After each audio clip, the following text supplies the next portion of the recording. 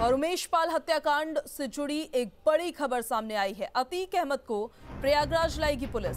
Remand पर पूछताछ के लिए प्रयागराज पुलिस अतीक अहमद को लाएगी। अगले हफ्ते वारंट बी के आवेदन के लिए पुलिस आवेदन करती हुई नजर आएगी। कोर्ट में आवेदन करेगी प्रयागराज पुलिस। अतीक अहमद साबरमती जेल में अभी बंद है। साबरमती से प्रयागराज उन्हें लाया जा सकता है। साबरमती जेल से प्रयागराज लाने के बाद उनसे पूछताछ की जाएगी। अतीक ने साबरमती जेल से उमेश पाल हत्याकांड की पूरी साजिश रची, ये उन पर आरोप है। शूटर उस्मान अतीक से मिलने के लिए साबरमती पहुंचा था।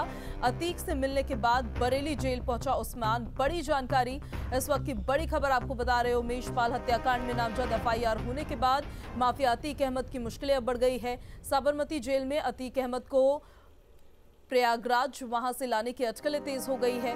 प्रयागराज पुलिस कोर्ट में अगले ही हफ्ते वारंट बी का आवेदन करेगी और अतीक अहमद के रिमांड लेने की कोशिश करेगी। रिमांड मिलने के बाद माफिया अतीक अहमद को पुलिस प्रयागराज लाकर पूछताछ करेगी।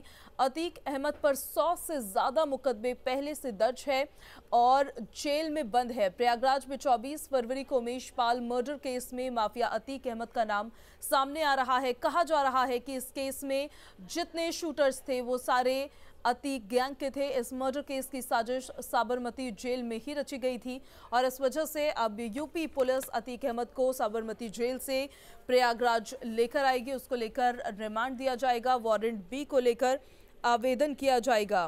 पहले देवरिया जेल में बंद था अतीक अहमद। साबरमती जेल में सुप्रीम कोर्ट के आदेश के बाद उसे शिफ्ट किया गया था। मोहित जायसवाल के अपहरण और उस पर हमले की साजिश के चलते साबरमती जेल में अपनी सजा काट रहा था और अब आरोप यह है कि उमेश पाल हत्याकांड जो दिन दहाड़े हुआ, शूटर्स ने जिस तरीके से दहशत मचाई, उमेश पाल और उनके 2 गनर्स को मौत के घाट उतार दिया, उस साजिश में अतीक अहमद का हाथ है। वो साजिश करता है, यह आरोप इन पर लग रहा है और इसी को लेकर वारंट बी अब का आवेदन करने जा रही है यूपी पुलिस। माफिया से राजनेता बना है अतीक अहमद। अगले हफ्ते अहमदाबाद में साबरमती जेल जो है वहां से प्रयागराज बुलाए जा सकते हैं। ये अटकलें तेज हो चुकी है।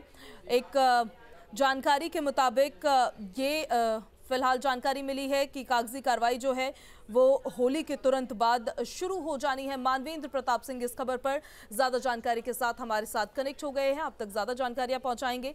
मानवेंद्र, साबरमती जेल से प्रयागराज लाया जाएगा अतीक अहमद को, किस तरह से कार्रवाई आगे बढ़ेगी और वारंट बी क्या होता है?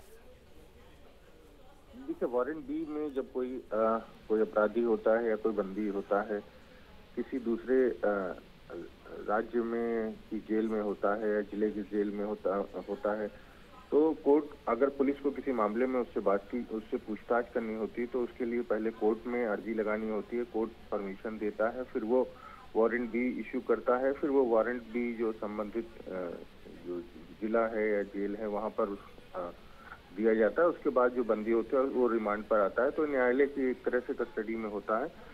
तो अतीक के लिए भी और अतीक के भाई अशरफ को भी लाने के लिए वारंट बी बनवाने की तैयारी में है पुलिस और अगले हफ्ते इसकी कवायद शुरू हो सकती है। और जिस तरह से इस पूरे मामले में अतीक अहमद के इशारे पर उमेश पाल की हत्या की गई, ऐसा पुलिस का कहना है। तो उसके बाद अब अतीक से पूछताछ तो पुलिस को करनी ही है।